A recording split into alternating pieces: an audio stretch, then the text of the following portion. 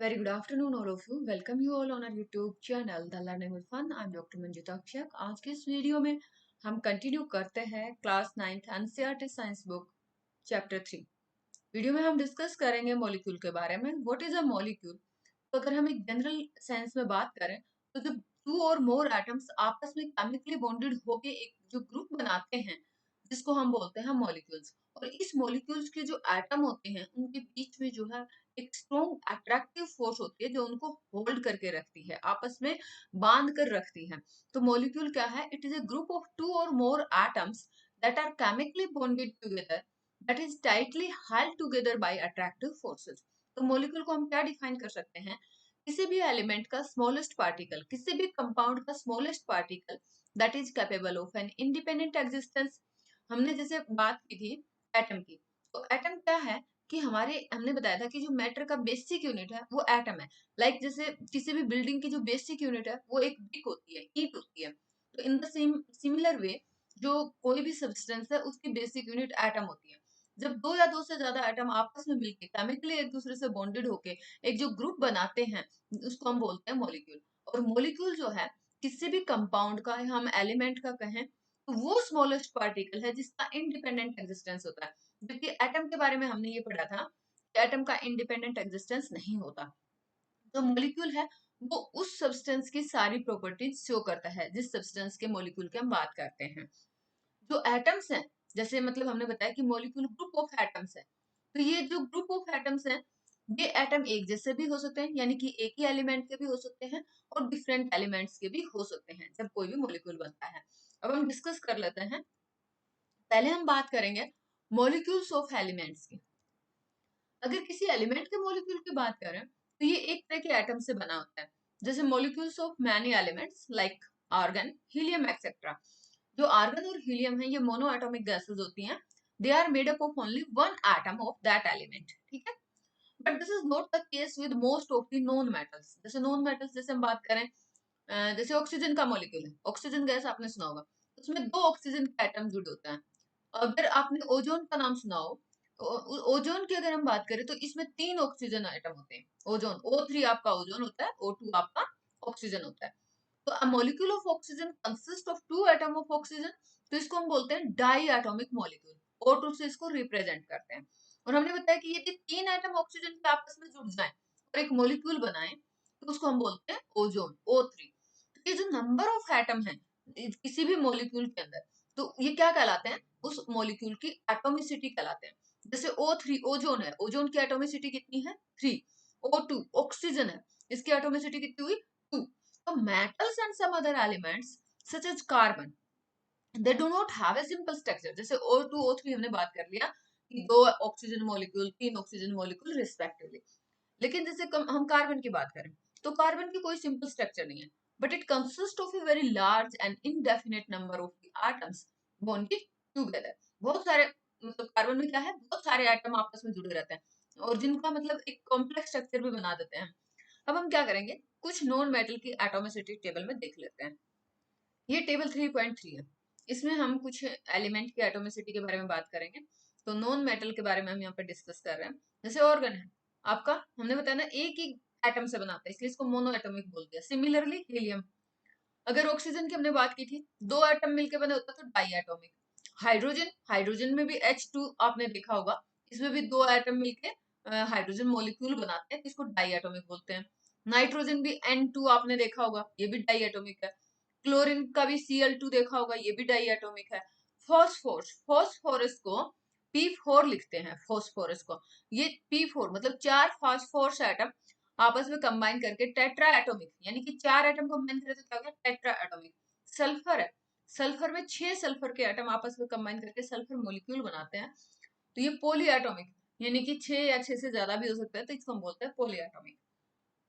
तो ये हमने मॉलिक्यूल ऑफ एलिमेंट के बारे में डिस्कस करा है, यानी कि ये वो सारे मॉलिक्यूल थे जिसमें केवल एक ही तरह के एटम थे। अब हम मॉलिक्यूल्स ऑफ कंपाउंड्स के बारे में बात करेंगे। कंपाउंड्स क्या होगा?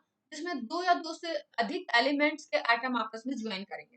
Atoms of the different elements join together in definite proportion to form molecules of the compound. few examples are given in table 3.4, हम देख लेते हैं। यहाँ पे देखिए, यहाँ पे कुछ कंपाउंड्स के मॉलिक्यूल्स दिखाए हैं। जैसे कंपाउंड हमारा वाटर है, तो वाटर के बारे में हम पहले भी डिस्कस कर चुके हैं। इसमें 2 हाइड्रोजन होता है, 1 ऑक्सीजन होता है। रेशियो बाय मास कितना होता है? 1:8। तो कंबाइनिंग एलिमेंट कौन कौन से हो गए? हाइड्रोजन और ऑक्सीजन। अमोनिया, अमोनिया में कंबाइनिंग एलिमेंट कौन कौन से हो गए? Nitrogen, hydrogen. Ratio by mass कितना होता है? 14:3। कार्बन डाइऑक्साइड, इसमें कौन कौन से कंबाइंड एलिमेंट है? कार्बन और ऑक्सीजन। रेशियो बाय मास क्या है? 3:8। इसको समझने के लिए हम एक्टिविटी 3.2 देख लेते हैं। तो जैसा हम टेबल 3.4 से हमने देखा कि ratio by mass of the atoms present in A molecule, है ना। हमने देखा ना, जैसे हाइड्रोजन ऑक्सीजन का जब रेशियो 1:8 है तो वाटर मॉलिक्यूल है। 14:3 अगर रेशियो है नाइट्रोजन हाइड्रोजन की, तो हमें पता चल जाएगा कि अमोनिया है। तो अगर हम इस टेबल को रेफर करते हैं for the ratio by mass of atom present in the molecule, और अगर टेबल 3.2 को देखते हैं for the atomic masses of the element, अभी हम टेबल 3.2 आपको दिखा देते हैं। ये देखिए, यहाँ पे आपको क्या दिखा रखा है? ये जैसे हाइड्रोजन का मास 1 है, कार्बन का 12, तो कुछ एलिमेंट के मासेस दिखा रखे हैं। तो एक तो हमें रेशियो पता चल गई कि मासेस की रेशियो है, और यहाँ से हम देख लें कि ये मास है, किसी भी गिवन एलिमेंट के लिए ये मास है।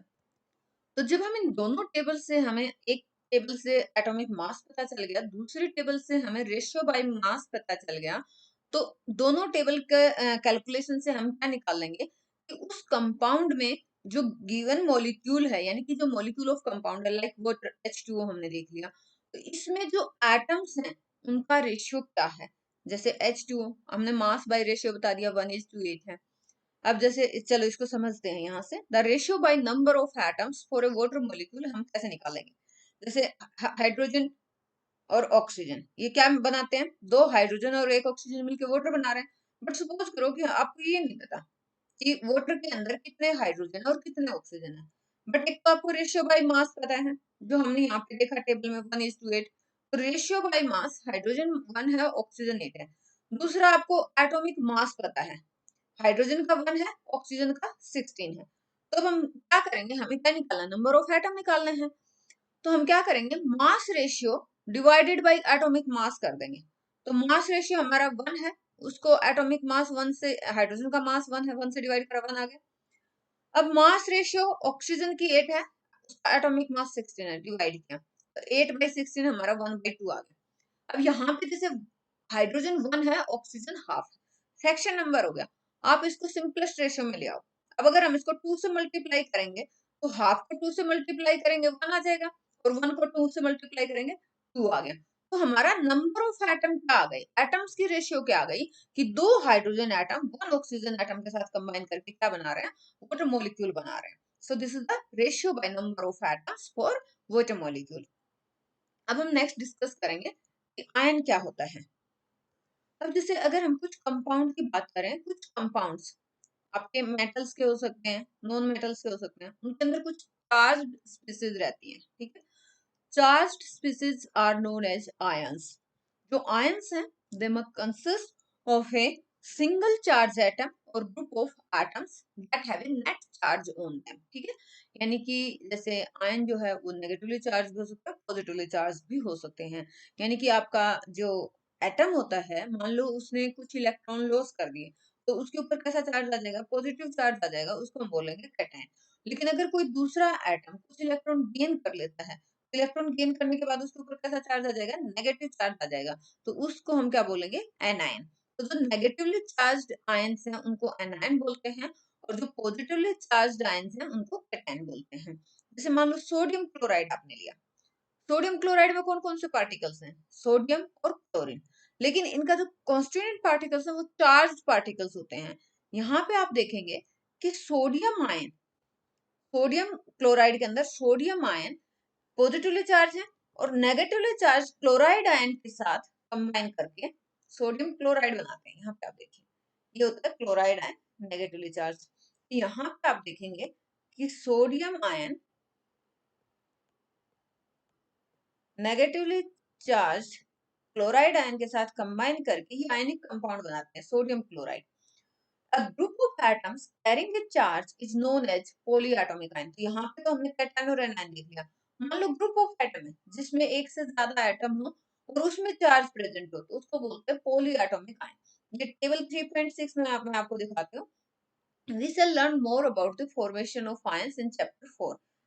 अभी चैप्टर 4 में मतलब आयन फॉर्मेशन कैसा होता है वो हम रीड करेंगे, लेकिन उसके पहले मैं टेबल 3.6 पे आपको लेके जाती हूँ। यहाँ पे देखिए, यहाँ पे आपको कुछ जो आयंस हैं उनके नेम और सिंबल आप देख सकते हैं। जैसे सोडियम, सोडियम आयन Na+ हो गया। पोटेशियम, पोटेशियम का के हम सिंबल लिखते हैं। आयन की बात कर रहे हैं तो पोटेशियम आयन हो गया। और ये क्या है, जैसे आपको रटना कुछ भी नहीं है। जैसे मैग्नीशियम Mg2+ हो गया, एल्यूमिनियम Al3+ हो गया। तो ये प्लस चार्ज मतलब इन एटम्स ने अपने इलेक्ट्रॉन लूज किए हैं। हाइड्रोजन है, H+ हो गया। हाइड्राइड, अगर हाइड्रोजन एटम एक इलेक्ट्रॉन गेन करता है तो H- हाइड्राइड आयन बना है।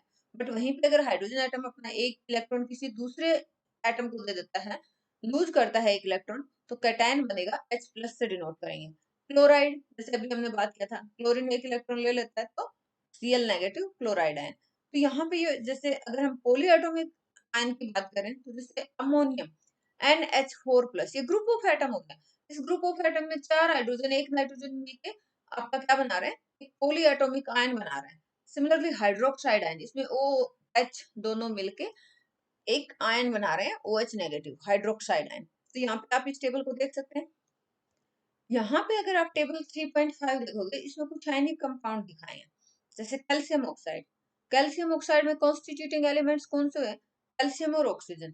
इनका रेशियो बाय मास क्या है, 5:2। जैसे हमने H2O में देखा था, हाइड्रोजन और ऑक्सीजन कॉन्स्टिट्यूटिंग एलिमेंट्स हैं और उनका रेशियो क्या है, 1:8। तो सिमिलरली यहाँ पे आयंस के बारे में डिस्कस किया। जैसे मैग्नीशियम सल्फाइड, तो यहाँ पे कॉन्स्टिट्यूटिंग एलिमेंट कौन कौन से हो गए, मैग्नीशियम और सल्फर।